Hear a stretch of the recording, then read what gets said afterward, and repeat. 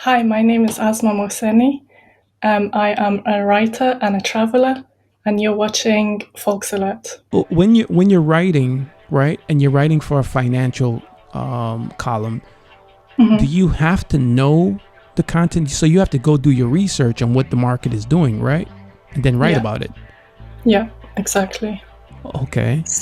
So, and I don't write for newspapers or like it's just mainly online content, blog posts, Mm-hmm. or newsletters. So the writing is fairly casual, and I don't have to use many, jargon or financial terms, for example. So I guess in that way it's kind of good, but it kind of also makes it hard to then put this sort of hard content into actual easy to understand language, essentially. It started in 2020 when I started working for an asset management firm in London. And at the time, I had no idea about the finance world or investment. I didn't even know what an asset was, for example. And so, because I had no knowledge of it, this whole new world sort Mm-hmm. of opened up to me, and I thought, oh my God, how have I gone through uni school and I haven't even learned anything about this sector? And it's that's when it really started. So I started looking at my own finances, personal finance. Before we didn't have online banking or these online investing platforms, it was really hard to get started investing as well. So I think, yeah, times are changing, but I think at the moment you kind of have to take it in your own hands and start educating yourself rather than relying on the education system. And I think if I were to ever have kids, I would take that on, as my own responsibility to teach my children rather than relying on the school system. So I was 2 when we left Afghanistan. So I don't have much, I can't really remember much, and I haven't even been back to the village that I was born in, unfortunately. And my plan was to go back in 2021 as the Taliban took over, and kind of shattered my dreams with that one. So I'm still hoping at some point I'll go back, but at the moment it's not really possible. It's been a challenge, to be honest. Even when I started university here, I think that's when it really hit me, because I wasn't being seen an international, but because I wasn't an international student, technically speaking.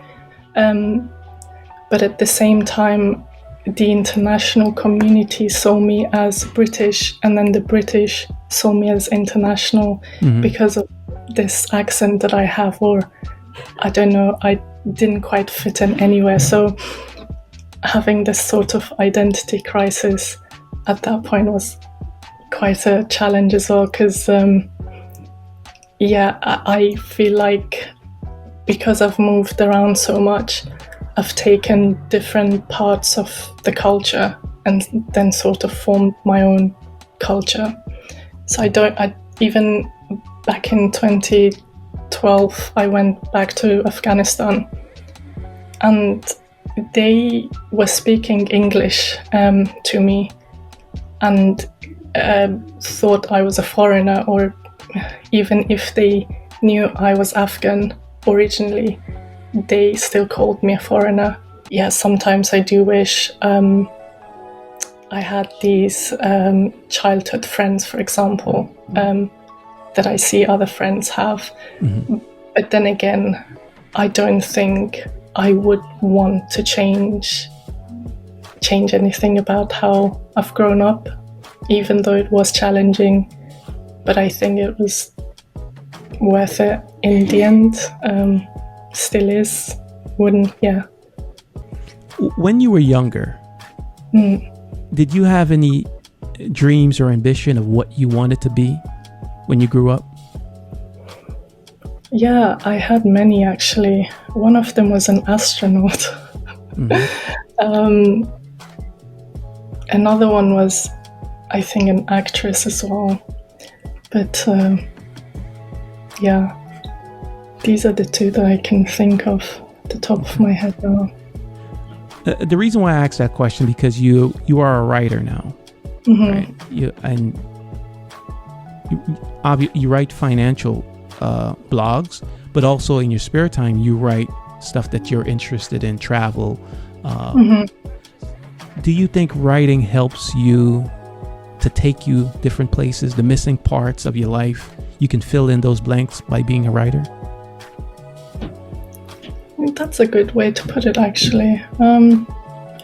I think in a way the writing, especially the travel writing, really helps me to look back on my travels and kind of remember these memories that I made while traveling. And when I write as well, it kind of helps me to remember these moments, small moments that I might have forgotten about, because I'm trying to create this storyline. So I think, yeah. Have you ever thought about backtracking your journey to the UK and document it? No. Why not? And write about it. I mean, you've came forward. Would you be interested in going backwards, retracing your journey?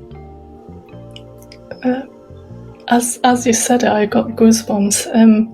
I think that would be amazing. Yes, that's something I would love to do, actually. Well, the sacrifice your parents made for you is just, I guess most parents would do the same, but they've made a hell of a sacrifice for you, for themselves, just the journey. I want to hear about the journey, because it wasn't easy getting here. No. It was very difficult. Before I let you go, do you know where you're going to go next to travel? My friend wants to go to Mexico for her birthday, so I think... Who is your friend? My friend Yvonne. Yvonne. So Yvonne wants to go to Mexico. Yeah. She wanted to go for her birthday in March, actually, this year. But I was in Zanzibar. We tried to sort of time it so that we would try and get to Mexico. She would come from London, I'd go from Zanzibar. But in the end, things didn't work out.